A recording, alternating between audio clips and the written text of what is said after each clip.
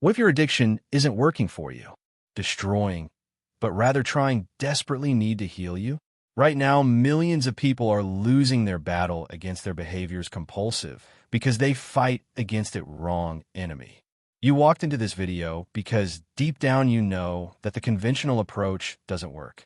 Today, I will show why Carl Jung believed that addiction is actually an attempt erroneous of the soul to save itself. Imagine at 2 in the morning taking that bottle, sailing nonstop through the social networks, or making another bet that you can't afford. That impulse compulsive is not weakness, it is your yes crying out for something other than medicine modern cannot give you. Carl Jung discovered this terrifying truth that changed everything. He told the founder of Alcoholics Anonymous, "Your craving for alcohol is the spiritual seat of fullness. It is not a disease. It's not a lack of self-control. It's a spiritual crisis disguised as dependency." Think about it. Every time you hate for giving up, you've been fighting the wrong battle. Your shadow, that hidden part that Jung studied, is not your enemy. It shows you exactly where you are dying from spiritual hunger, whether opioids or online shopping. The pattern is the same. You try to fill a void the size of God with solutions on a human scale. The test.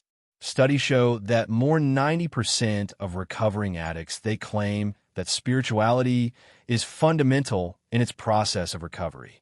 Meanwhile, those who rely on only in the medical model face relapse rates significantly higher.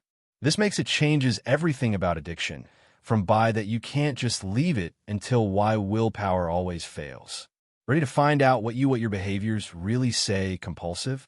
Addiction controls your life through a pattern that you cannot see until it is too late. Imagine someone you know, maybe even you, trapped in compulsive behaviors, that they started innocently enough. A glass of wine after work turns into a bottle. Browsed by social networks, seeking to connect, turns into hours lost in the digital dependence. What began as rewarding stimuli that promised relief, it turns into something more dark. This is what they don't tell you about addiction. It is not a weak self-control, nor a failure moral. The DSM-5, the manual that doctors use to diagnose mental health disorders, defines it as a disorder neuropsychological.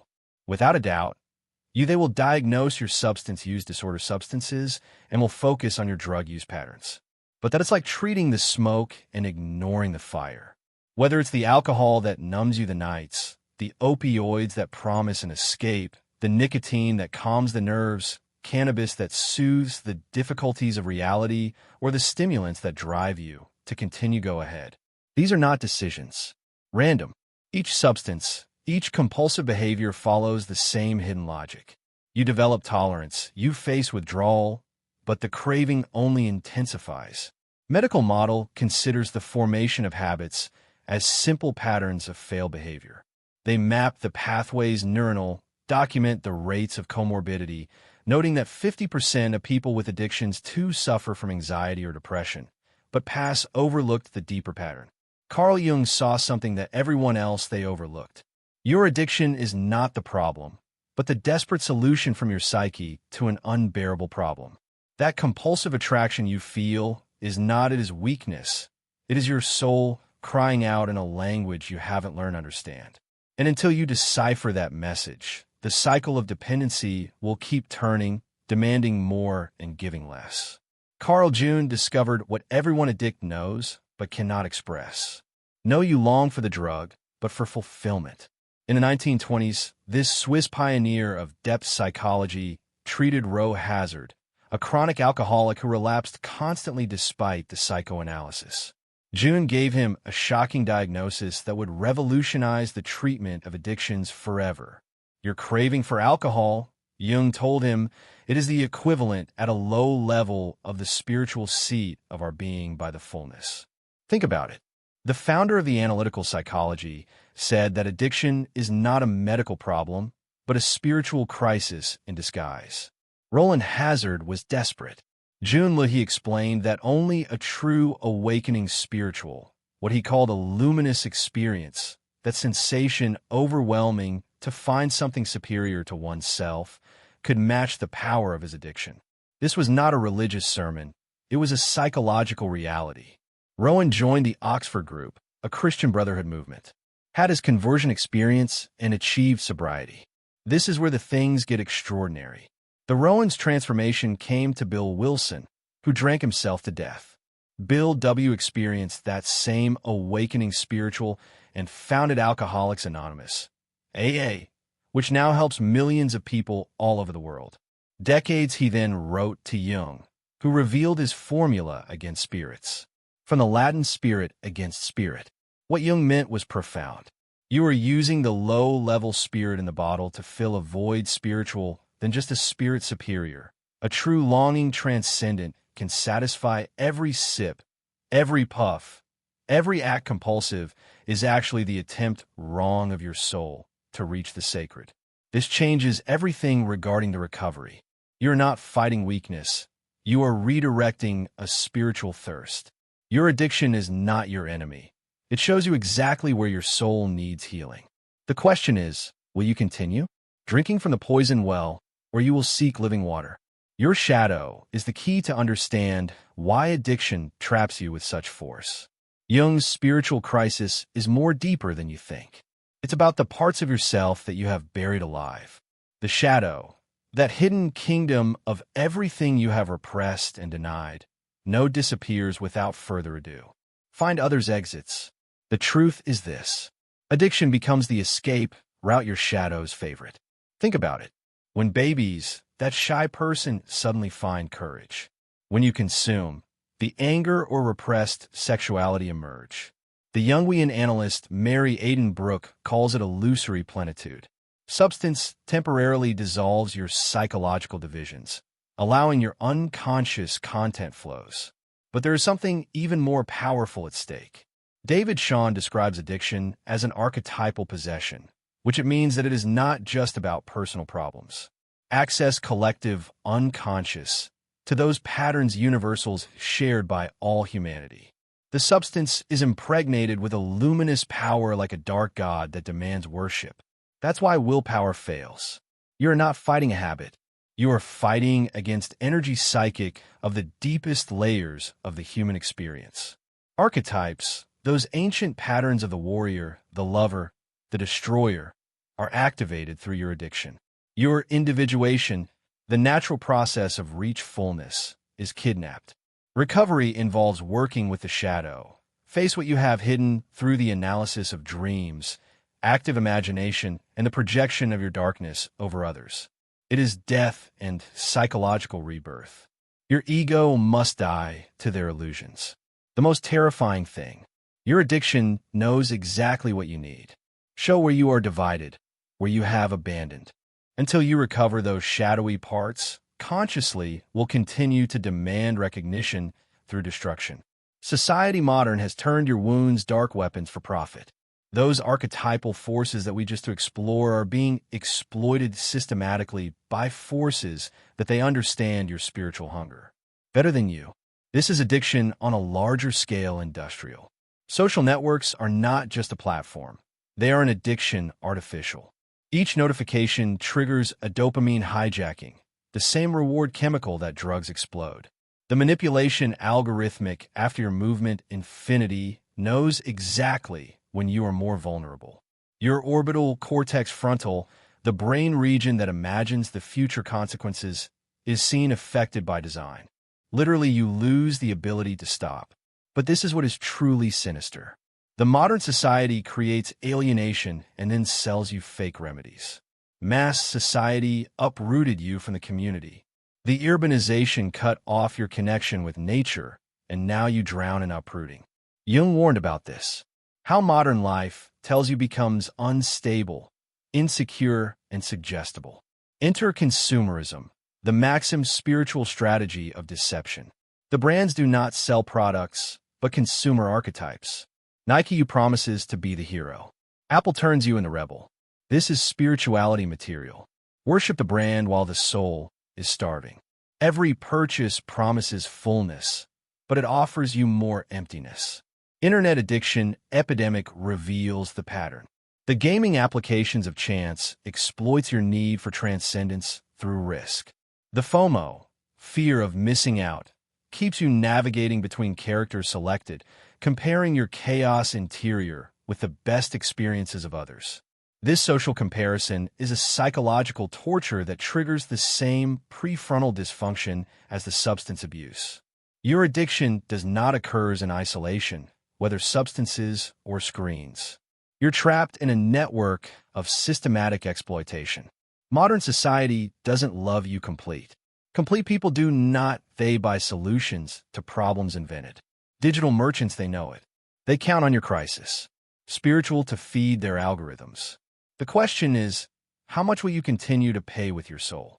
Trauma sowed the seeds of your addiction long before you took your first drink. Modern society can exploit your wounds, but according to the Dr. Gabor Mate, those wounds began in childhood. It's not about blaming, it's about understand why your brain predisposed to addiction. This is what discovered Gabor ate. Addiction always originates in the childhood adversity. Not only the obvious abuse, but also emotional neglect. A father stressed out who couldn't connect with you. An attachment trauma that made you feel fundamentally insecure. These experiences literally change the brain architecture. Your system, dopaminergic, designed to seek healthy rewards, become dysregulated. Your opioid system, designed for pleasure and natural, deteriorates. This creates a neurobiological susceptibility, devastating. When trauma alters development, the ability to regulate is lost. Emotions can't comfort oneself because that brain circuit is never formed correctly. It is surprising that one resorts to external substances to control unbearable feelings. The statistics are shocking. Correlation of TPT with addiction, more 50%. Comorbidity with anxiety. Links with depression are not separate conditions. They are branches from the same traumatic root. Not even genetic predisposition, it is destiny. It is activated by environmental triggers. Trauma causes epigenetic changes by activating the vulnerability to addiction in the own DNA. Gabor Mate explains it simply. Addiction is an attempt to solve a problem. The problem is pain, a pain deep, primal, and often pre-verbal, caused by those first deficits of self-control. Your addiction is not your fault, but understanding this traumatic connection is your responsibility. Think about it. Every addictive behavior reflects what you needed, but not you got it. Alcohol provides the presence calm of an attentive father. The stimulants offer the thrill of feel truly alive. The opioids provide the warmth of feeling hugged and safe. Your susceptibility, neurobiological, is not a sentence for life. Understand how alteration of development created your patterns of addiction is the first step to reconfigure them. The brain that the trauma changed can heal, but first you must recognize the wound. The transformation begins the moment you stop fighting your addiction and you begin to understand his message. That pain rooted in trauma that we explore. It's not your enemy. It's your teacher who guides you towards redemption. But here is the paradox. The real recovery requires that you die first to be able to be reborn. This is not metaphorical. The 12-step programs included the Jung's wisdom. Recovery is individuation, basically becoming into who you really are.